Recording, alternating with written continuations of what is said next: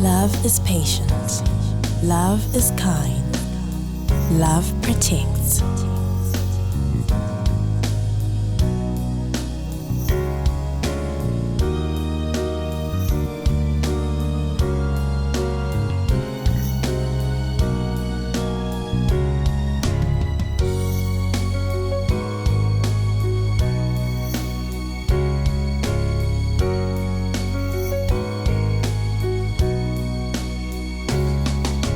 Love always trusts. Love always hopes. Love never fails. Amazing love. It is yet another wonderful day made by the Lord. I welcome you, Christ TV viewers all over the world. Amazing Love is the name of the program, and in today's program, we'll be talking to two wonderful ladies whose lives has been transformed greatly by the amazing love of Prophetess Ruth Makandiwa. Ladies, I welcome you to the program. Can you introduce yourselves to the viewers? My name is Nyembes Padaso. Your name? My name is Deborah Geza. Can you tell me, Nyembesi, a bit about yourself? I was born in 1977 and I've got one kid. In our family, we were 6, and unfortunately 5 of them, they all passed away.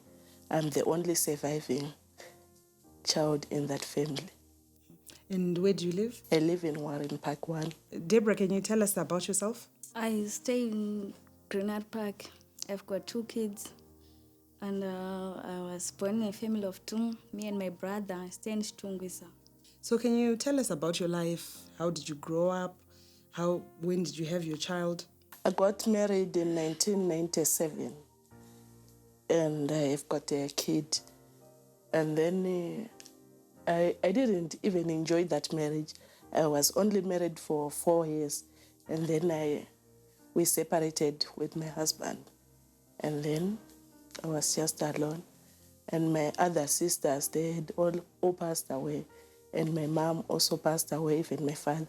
My father, from the history that I had from my mother, she said my father passed away when she was 6 months pregnant for me. So I don't even know him.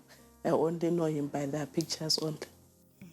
You are saying you did not enjoy your 4-year marriage. What was going on in your marriage? What was life like? There were so many hassles in that marriage, and we were not all in good books with my husband. And even by the time when he wanted to divorce me, up to now, I can't even explain to anyone, say, what was the reason for him to divorce me. He just say, I no longer like you. Just like that, one day one early morning. And then by the time when he was saying that he no longer likes me, I thought that maybe he was referring to the tea that I was making for him, but he was referring to me. And then that same day, I saw my sisters and those who participated in my African marriage. And then they came, and then he gave them that token, one that we use on African marriage. Divorce token? Yes. So I was shocked about that. Wow. Deborah, can you tell us how you came to have 2 children? Actually, my mom, she's passed away in 96. Then I'm going to grade 1, 97. And then I was started to stay with different mothers until Form 2. Then my father said, I don't have money to continue to go to school for me. And then I started to stay at home, but my mom, it was tough. Sometimes when I talk to her, she's still quiet. Then I was run away from there. Then I started to stay up with my friends. Then I was used to going to the clubbing. After that, when I going to the club, I was drinking and looking for men.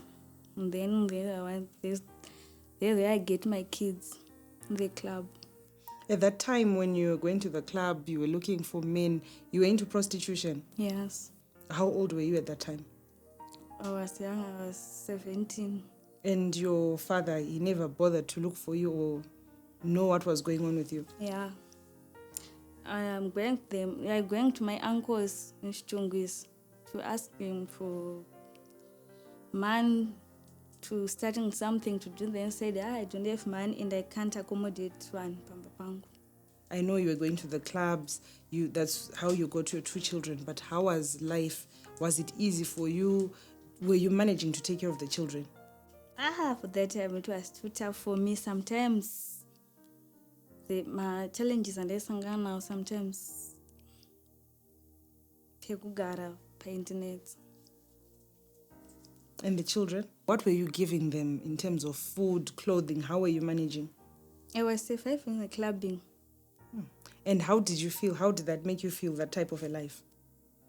It was too hard. Many people, they think if you're into prostitution, you have a lot of money.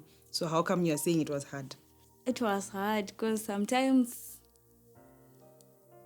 kuna kwenda nomunhu wekuti rough, and then pandakazoregerani the police came, then took us, then tikaendeswa kuchikurubi.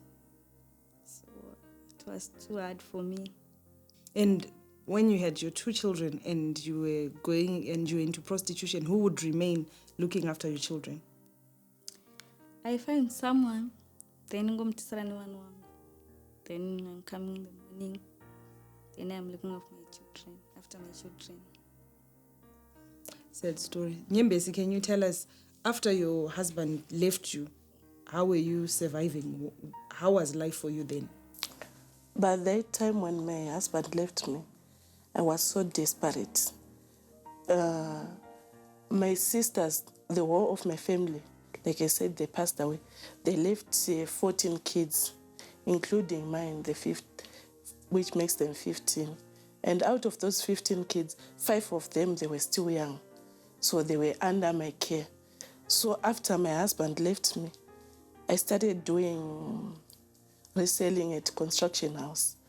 I went to Mbari early in the morning, and then I'll buy some fresh potatoes and tomatoes to sell. But that could not sustain with the burden that I had for the kids, for me to pay rent and everything. And then sometimes, with the city councils, they don't normally allow you to do vending.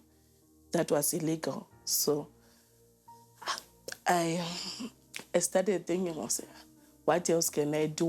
One morning, I remember, I went to Mbari and then I bought my things to resell. But the money that I used to buy those things, I'd borrowed it from somebody. So that the owner of the money is just to give me 2 days to repay that money. And then just after coming from Mbari, and then I displayed my things, the city council, and then they came, they just took away everything. So from there, the nightmare started for me. I was thinking of going home, paying the money to the owner, and I didn't have anywhere to start. No one even to ask, say, can I borrow money from you? They will ask you, where would you get the money to give us back? And then that is when I met a certain lady. I knew her, and then she came to me and said, but why are you troubling yourself? Say this and this. There are some things that you can do, and then you can get money easily. Then I said, what is it that I can do? He said, I can take you to club. And I said, but I've never been to club. How am I going to stay in there? And they said, no. Don't worry, I will explain everything to you. And then from there, I was just as if I was just relieved for some time. And then I went with her to a place. Okay, I know everybody now wants to hear what happened when you started on this journey, but we'll continue when we come back for the second segment. Viewers, please stay with us. We'll come back and continue to hear the heartbreaking story of these ladies and hear if there's any transformation. Stay with us. Amazing love.